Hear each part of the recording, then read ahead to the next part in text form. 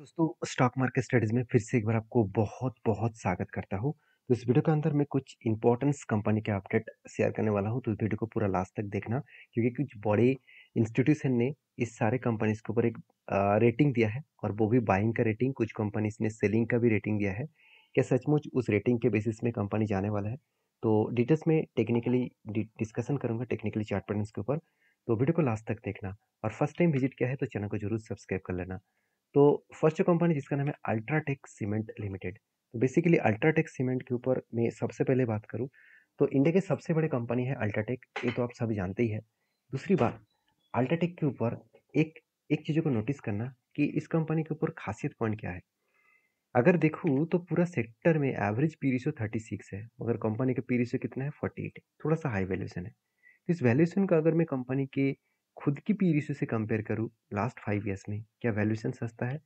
Company के खुद की पी रेशियो एवरेजली 33 है, और करंटली कंपनी की पी रेशियो 48। मतलब कंपनी की जो वैल्यूएशन है वो देखा जाए तो थोड़ा सा हाई है।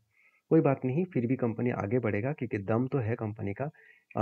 हाँ, थोड़ा सा सेल्स का ग्रोथ एंड प्रॉफिट का ग्रोथ थोड़ा सा वीक हो चुके हैं।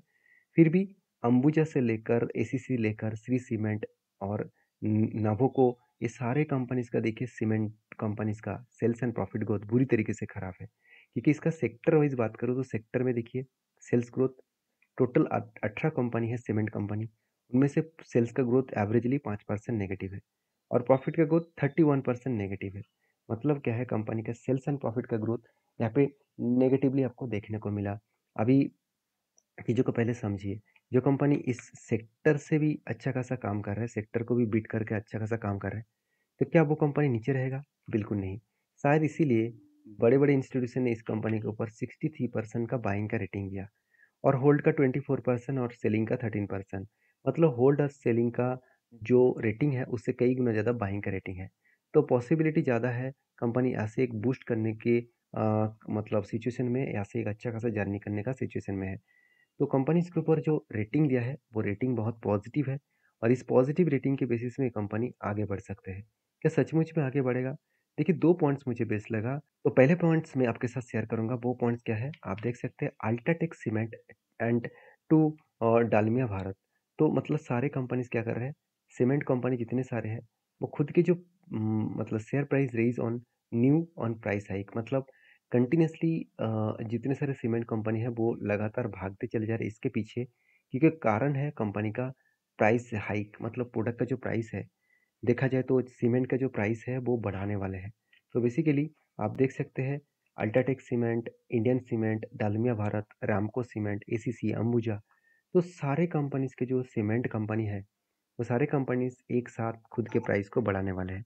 तो सीधा सीधा एक प्रॉफिटेबिलिटी ग्रोथ तो बढ़ जाएगा। मान के चलिए एक मतलब बोरी का टोटल कीमत था 500 रुपीज़, अभी अगर 530 भी रुपया कर दिया ना, तो खर्चा तो सेम टू सेम ही था, तो उसमें प्रॉफिट ज़्यादा आ जाएगा। हर बोरी में 30 रुपया एक्स्ट्रा आ जाएगा। देखिए कितना करेगा वो तो बाद में पता चलेगा। तो बेसिकली मुझे लगता है इस कारण की वजह से अच्छा खासा यहाँ पे ग्रोथ होने वाला है।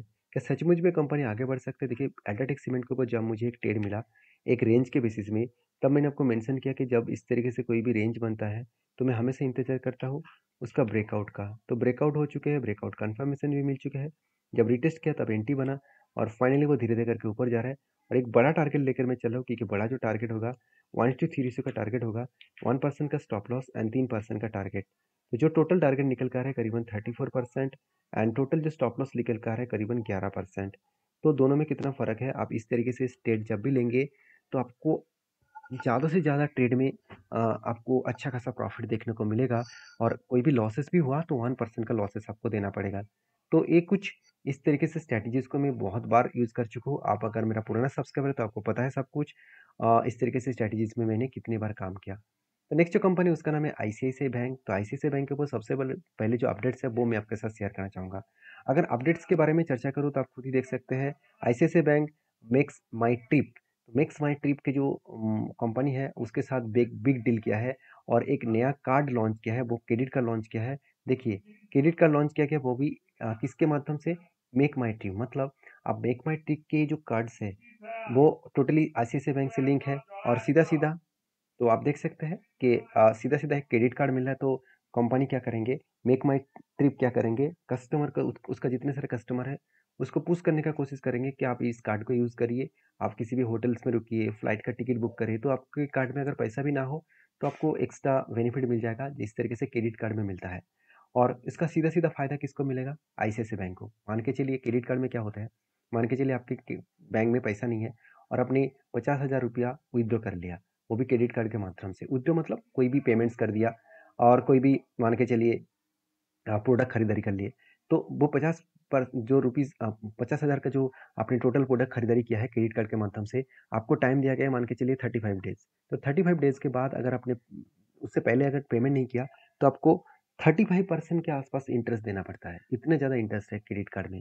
तो उसका आपको सीधा-सीधा फ़ायदा कहाँ पे मिलेगा? जो लोग मेक माई ट्रिप के कार्ड यूज़ करेंगे, इस क्रेडिट कार्ड यूज़ करेंगे, तो उसका सीधा-सीधा अगर वो टाइम टू टाइम पेमेंट ना कर पाए, तो उसका इफ़ेक्ट किसके ऊपर पड़ेगा? उसको सीधा इंटरेस्ट किसको देना होगा? आईसीआईसीआई बैंक को। तो आईसीआईसीआई बैंक ने बहुत अच्छी तरीके से देखिए बड़े बैंक का यही सबसे मुझे गुड पॉइंट लगता है कि वो हर जगह पे अपॉर्च्युनिटी ढूँढता है। हर जगह पे बिज़नेस को फैलाने का कोशिश करता है। और वो क्रेडिट कार्ड के ऊपर बहुत ज़्यादा बुलिश इसीलिए है क्योंकि क्रेडिट कार्ड ही बैंकिंग के लिए एक मतलब एक रामबाण जैसे है। क्योंकि बैंक चाहते हैं कि आप क्रेडिट कार्ड यूज़ करें और क्रेडिट कार्ड से आप प्रोडक्ट खरीदारी करें, यूज़ करें क्रेडिट कार्ड को और उसको टाइम टू टाइम पेमेंट ना कर पाए, यही बैंक का चाहत है। वो चाहते हैं कि आप टाइम टू टाइम पेमेंट ना करें तो आपके ऊपर 35% का वो टैक्सेशन लगा देंगे। मतलब आपको 35% इंटरेस्ट रेट देना पड़ेगा। तो सोचिए आज तक के जितने सारे इंटरेस्ट मैंने देखा हो, सबसे ज़्यादा इंटरेस्ट क्रेडिट कार्ड के ऊपर लगता है। शायद आपको पता भी नहीं, जो लोग क्रेडिट कार्ड यूज़ करते हैं उसको पता है। जो लोग यूज़ नहीं करते हैं तो उसको मैं बता दूँ, सबसे ज़्यादा हाई इंटरेस्ट क्रेडिट कार्ड के ऊपर लगता है। तो मैं ज़रूर कहूँगा ये कंपनी की एक ट्रिक्स है, सीधा-सीधा क्रेडिट कार्ड कंपनी को फ़ायदा मिलेगा, आईसीआईसीआई बैंक का फ़ायदा मिलेगा। और मुझे लगता है इसीलिए मैं इस कंपनी के ऊपर बहुत ज़्यादा ट्रस्ट करता हूँ क्योंकि कंपनी के ऊपर बड़े-बड़े इंस्टीट्यूशन इसका टारगेट भी दिया है, 90% बाइंग का रेटिंग दिया है और 7% का होल्ड एंड 2% का सेलिंग। मतलब ट्रेंडिंग बहुत ज़्यादा है पॉजिटिव का, क्यों ना रहे क्योंकि कंपनी का सेल्स का ग्रोथ बहुत स्ट्रॉन्ग है और प्रॉफिट का ग्रोथ भी देखिए बहुत हाईली ग्रोथेबल स्ट्रॉन्ग है। तो सेल्स एंड प्रॉफिट जब जिस कंपनी का इतना स्ट्रॉन्ग है, वो तो आगे बढ़ेगा ही। दूसरी बात अगर चार्ट को देखूँ, तो कंपनी के ऊपर जब मुझे ट्रेड मिला था शोल्डर कम हेड कम शोल्डर का, फाइनली देखिए टारगेट को अचीव किया और 8% का टारगेट मिला सिर्फ के सिर्फ 8 दिनों में। तो यही खासियत पॉइंट है इस कंपनी का। फिलहाल के लिए मैं इस कंपनी के ऊपर कोई ट्रेड नहीं लेना चाहूँगा क्योंकि मुझे जब तक कोई पैटर्न्स ना दिखे तब तक मैं कोई काम करता नहीं हूँ।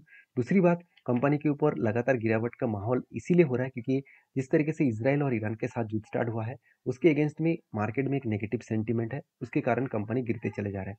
बाकी देखिए कंपनी के ऊपर जो पॉइंट्स है वो मुझे पॉजिटिव लगा। नेक्स्ट कंपनी है टेक महिंद्रा। देखिए टेक महिंद्रा के ऊपर सबसे पहले बड़े इंस्टीट्यूशन का क्या राय है वो देख लीजिए। देखिए 39% सिर्फ बाइंग का रेटिंग दिया है, 37% सेलिंग का। मतलब सेलिंग और बायर का जो टोटल व्यू है, तो बहुत ज़्यादा लोग सेलिंग प्रेशर दे रहे हैं, बहुत ज़्यादा लोग बाइंग भी दे रहे हैं। मतलब ओवरऑल 50-50% का। क्योंकि देखिए टेक महिंद्रा के ऊपर प्रेशर क्यों है, मैं आपको पहले बता दूं। टेक महिंद्रा के ऊपर मैंने खुद ट्रेड लिया, फिर भी एक रिक्सी ट्रेड है। मैंने रिक्सी ट्रेड क्यों लिया वो मैं बताऊंगा। उससे पहले देखिए रिस्क कहाँ पे मुझे लगा। सबसे पहले कंपनी का वैल्यूएशन। अगर मैं कंपनी के पी रेशियो देखूँ तो कंपनी के पी रेशियो आज पीक लेवल में 62 और खुद के एवरेज कितना है 23। मतलब कंपनी के खुद के पी रेशियो भी बहुत हाई है। और इंडस्ट्रीज के हिसाब से देखूँ तो कंपनी के इंडस्ट्रीज पी रेशियो कितना है 36 और कंपनी का पी रेशियो कितना है 62। मतलब डबल के आसपास है। तो ये पॉइंट्स मुझे थोड़ा सा वीकनेस लगा। दूसरी पॉइंट कंपनी के सेल्स का ग्रोथ भी नेगेटिव है मगर प्रॉफिट ग्रोथ बहुत स्ट्रांग है। तो कुछ पॉइंट पॉजिटिव है कुछ पॉइंट्स नेगेटिव है। और तीसरी बात कंपनी के जो ग्रोथ है सेल्स एंड प्रॉफिट का वो बहुत स्ट्रांग हो रहा है। प्रॉफिट बहुत तगड़ा ग्रोथ हुआ है और रेवेन्यूज भी बहुत स्ट्रांगली यहाँ पे पॉजिटिवली मेंटेन्स हो रहा है। तो जब कंपनी का सेल्स ग्रोथ प्रॉफिट ग्रोथ बहुत स्ट्रांग हो रहा है तो उस कंपनी में आगे बढ़ने के पोटेंशियल होने के लिए बहुत ज़्यादा काफ़ी है।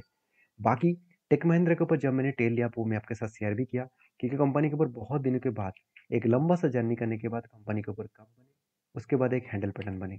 और इस कप विद हैंडल पैटर्न्स को मैंने जब यहाँ पे एंटी बने उसके अकॉर्डिंग मैं इसको 2200 तक लेके जाऊंगा। 2200 तक लेके जाऊंगा मतलब ये नहीं कि मैं खुद लेके जाऊंगा, मैं इस लेवल तक होल्ड करूंगा, माफी चाहता हूँ।